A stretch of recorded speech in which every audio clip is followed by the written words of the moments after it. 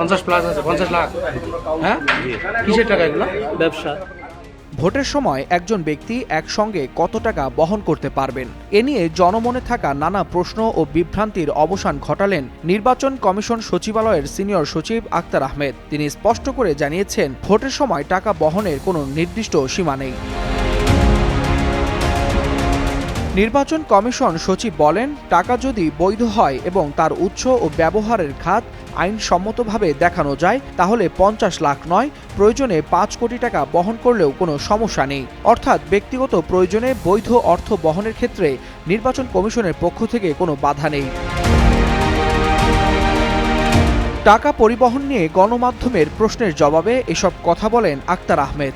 White plus pro sensitive স্কয়ারের মাঠের বাইরেও তো আমরা এভাবে দেশপ্রেম দেখাতে পারি।